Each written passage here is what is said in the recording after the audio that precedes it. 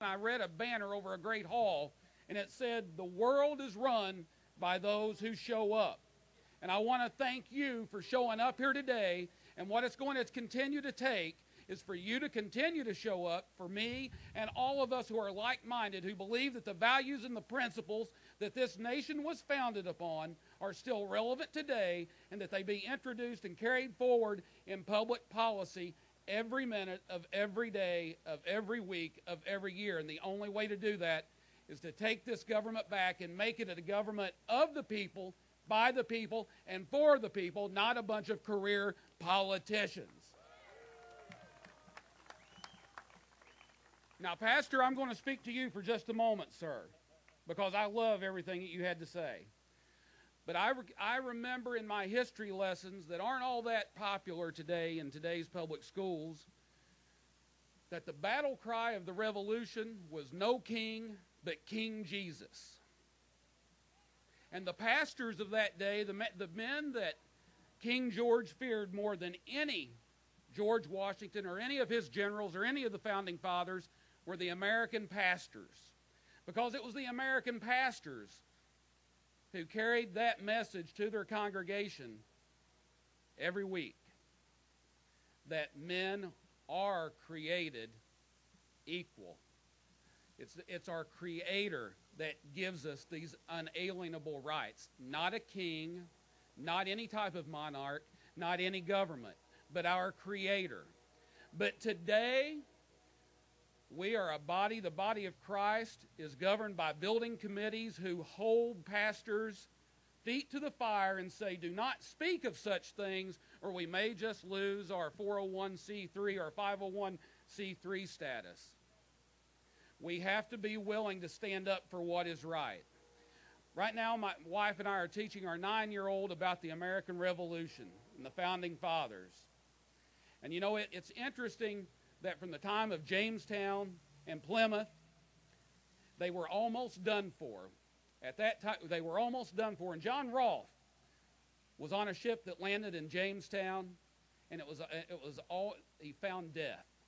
And when he got there, he had some tobacco plants that he wasn't supposed to have, by the way. And he planted those tobacco plants. And what happened over the course of the next 6 generations was the history of the world began to change. Regardless of who controlled North America, it was very obvious that North America was going to become the cultural and economic engine of the world. And after 6 generations, that 7th generation said, "I would like to have more of what we've been having, but we've got to stand up and do the right thing." That 7th generation had to launch the shot that was heard around the world, the shot, the first fire on the British at the Battle of Lexington and Concord. They had to say, "We're willing to go to war, we're willing to risk life, we're willing to risk limb, our sacred honor, and everything that we've accumulated." That generation had to lay it all on the line to preserve what had been won by the previous generation so that it could be handed down to those who would come. So the cards that you and I have been dealt, we have been dealt. It is up to us to stand up and say, are we the next greatest generation? Are we the generation that is prepared to go down in history as the one who turned it all around, who preserved the Union, the one who turned it around and saved it for the generations to come? Or are we going to go down as a sad footnote in what could occur if we don't? And I hope that you will join with me in saying that every day we will get up and give our very best to preserve this, the last best hope of man. We still can be that city on the hill, but only if you are prepared to bring your A game every day. And so I ask you, are you ready to say enough is enough? Can I hear you? Are you ready to say enough is enough? Now listen to me. I want to hear you this time, because here's how we're going to win. Not from a position of weakness. These people know it. These people are counting on you and those who will see this on the news tonight to say that in 6 months or a year, let's come back and do it one more time. They want you to continue to do what you've been doing. We've got to break some bad habits. We have to go to war, and we can go to war not on a battlefield, but we can do it using the rule of law and the Constitution. We can do it at the ballot box, November the 6th, and every election thereafter. So now, how do you win? From a position of strength. So they're not all in there today. We'll be in session tomorrow, but I want them to hear you wherever they are around the state today.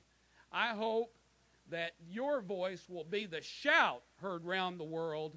So from a position of strength, as conquerors, can you tell me, is enough enough?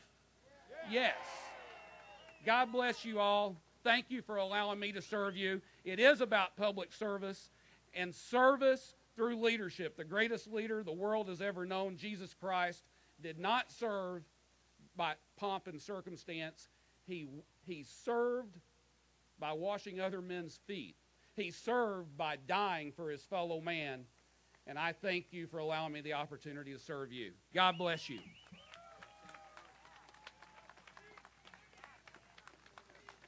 Well said. Thank you, Senator. Well, we've got a newlywed couple over here by the name of Jerry and Mary White. You all know Jerry and Mary? How long you been married? Just 52 years. They're just getting used to each other. Great volunteers for the Tea Party. Great American patriots. They're going to be coming around and seeking donations. You're not obligated to donate, but the Koch brothers check we're still waiting on. That the left will tell you. We're funded. We're a bunch of radicals funded by a bunch of corporatists or capitalists or what have you. But if you can make a donation, that would be really nice. Ladies and gentlemen, I have the honor today to be the final speaker of the program before Mr. Ryherd provides the invocation. Everybody up here has mentioned we have a grave responsibility upon us coming up this November the 6th. It's incumbent upon us to educate our friends, our neighbors, our co-workers to the danger we face in America today from this radical administration. What can you do? Educate yourself. We must be able to present the case for America as founded, or America as founded will be lost to the big government status of both parties. This is important to know. The Democratic Party of my parents, members of the greatest generation, the party of JFK has been taken over by 60s radicals who never liked America. But not all in the Democratic Party agree with the radicals in charge. We must win them over. There no longer are any statesmen or stateswomen in the Democratic Party. They only give us wieners and Frankens. I'm sorry I had to get that in there. Do not allow the Obama propagandists to divert your attention with their straw man issues. Stay focused on Obama's record. It speaks for itself. In fact, Obama is the best witness as to why he does not deserve re-election. He has proven time and again not to be trusted for what he says. You must watch what he does.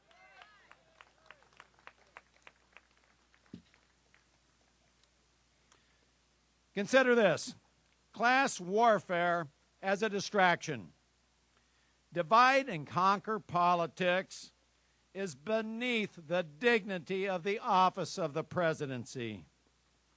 But Obama's incessant call to tax the rich diverts attention from the real problem, which is spending. Don't be fooled, for if you cede power to the government to take another citizen's property, you're ceding power for the government to take yours. The vilification and blatant lies about the Ryan budget proposal from a president who has had his irresponsible tax and spend budgets defeated overwhelmingly, bipartisan. A Democrat Senate that hasn't even passed a budget in 3 years. And again, the media reports these lies as truth. We need to be the clarions of the truth. The same lies and vilification of Ryan's proposals to save Medicare, although it clearly states anyone age 55 or over will not see one scintilla of change to their Medicare program, Obama demagogues and the DNC shows ads of a Ryan lookalike throwing Granny off a cliff. It is the failure of leadership by Obama ignoring the inevitable collapse of Medicare that is throwing Granny over the cliff. Name one bankrupt program that can provide benefits. It's impossible. How about the war on women? By the way, I love you.